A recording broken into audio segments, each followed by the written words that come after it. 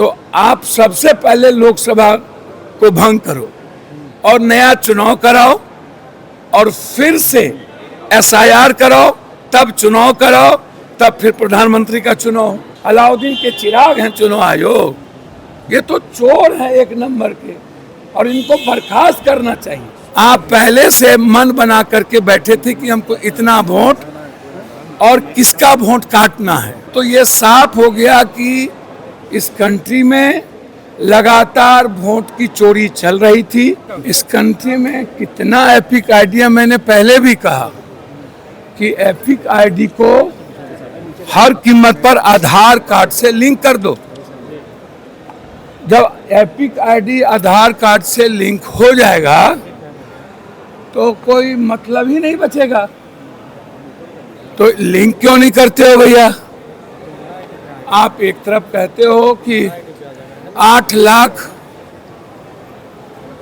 Double voter ID card है। जो हमारे लीडर ने जो कहा है कि आप वोट की चोरी करके प्रधानमंत्री बने, तो चुनाव आयोग ना तो सीसीटीवी फुटेज देने को तैयार है, ना ही वोटर लिस्ट देने को तैयार है, ना ही ये बताने को तैयार है कि हम 65 लाख वोट किसका काटे, क्यों काटे, ना ही 7 दिन का जो नोटिस होता है उसने किसी को नोटिस दिया। और सबसे बड़ा सवाल ये है, नोटिस नहीं दिया।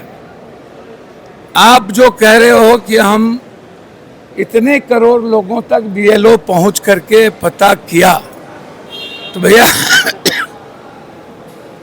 आप गए तो पहचान क्या पत्र, आपने किसी के फोटो भी नहीं लिए, ना ही आपने किसी से कागजात लिया। आपको ABCDZ किसी ने लिख के दे दिया वोटर लिस्ट से नाम उठा करके। आप पहले से मन बना करके बैठे थे कि हमको इतना वोट और किसका वोट काटना है। दूसरा चीज, वोटर फॉर्म 6 का क्या मतलब? फॉर्म 6 का मतलब है कि जो न्यूली वोटर है उनके बारे में फॉर्म 6 पर देखा जा सकता। आपने न्यूली वोटर को उस पर लिया ही नहीं, कहीं 75, कहीं 76, कहीं 78, कहीं 50, कहीं 60। तो अब आप अंदाजा कीजिए कि भैया ना तो फॉर्म 6 की वैल्यू दी आपने, ना ही आपने किसी का रेस्पेक्ट। अब आप कहते हो मैं इंटाइटल नहीं हूँ, तो वोट, अब तो ये साफ हो गया कि इस कंट्री में लगातार वोट की चोरी चल रही थी। इस बार वो पकड़े गए तो उन्होंने डकैती करने का मन बना लिया और अब वो सीधा कहता है कि मेरा मन। तो मेरा पहला सबमिशन है कि यदि गलत वोटर आईडी पर वोट हुआ है या लोकसभा का चुनाव यदि आधार कार्ड पर हुआ और वो गलत है, या आप अभी कह रहे हो 37 लाख मिसिंग है, 20 लाख मर गया, 8 lakh double voter ID card है, तो इस आधार पर पूरे देश में कम से कम 5 करोड़ से ऊपर लोगों की मिसिंग हुई।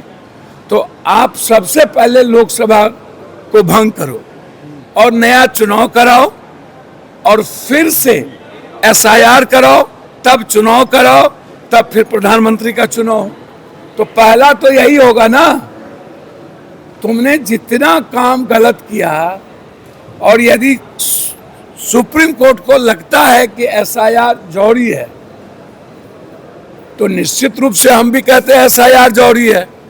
तो पहले आप लोकसभा को भंग करिए, एसआईआर का पूरा देश में करिए, फिर आप शुरू करिए। चुनाव बहिष्कार की बात तेजस्वी यादव ने एक बार। अच्छा देखिए, आपके वोटर अब बिहार में नाम दर्ज करा रहे हैं, तो क्या अब आप एक बात बताइए, हम हर नेता को अपनी बात कहने का राइट है। महागठबंधन के सभी नेता लड़ने की ताकत रखते हैं। राहुल गांधी जी ने लड़ने का और जनता के बीच जाने का निर्णय लिया। 17 तारीख से वोट के अधिकार और बिहार के गरीबों की रक्षा और संविधान की रक्षा के लिए हम लोग राहुल गांधी के नेतृत्व में बढ़ेंगे।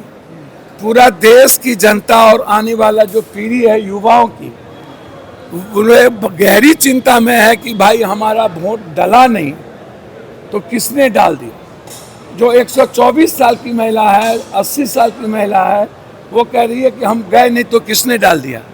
और 5:30 बजे के बाद जो 1 करोड़ का वोटिंग हुआ तो सीसीटीवी फुटेज उसको दिखा नहीं रहा है, बता नहीं रहे हो, और वोटर लिस्ट नहीं दे रहे हो कि यह जो नया वोटर है ये कौन है और किसने वोट डाला।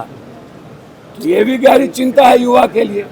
तो इसीलिए लड़ाई आर पार होगी। ये कोई नुक्का चोरी, ये अलाउद्दीन के चिराग हैं चुनाव आयोग, ये तो चोर हैं एक नंबर के, और इनको बर्खास्त करना चाहिए। कोर्ट को इंटरवेन करके इनको बर्खास्त करना चाहिए, और संविधान की व्याख्या करने का पूरा राइट कोर्ट को है, और संविधान की रक्षा करने का पूरा राइट सदन को। आखिर चुनाव आयोग सुरक्षा बढ़ा दी गई है, आपकी क्या कहेंगे? चुनाव आयोग कौन सुरक्षा बढ़ा? आखिर चुनाव आयोग इस पे जवाब क्यों नहीं दे रहा है पप्पू जी? चोर है।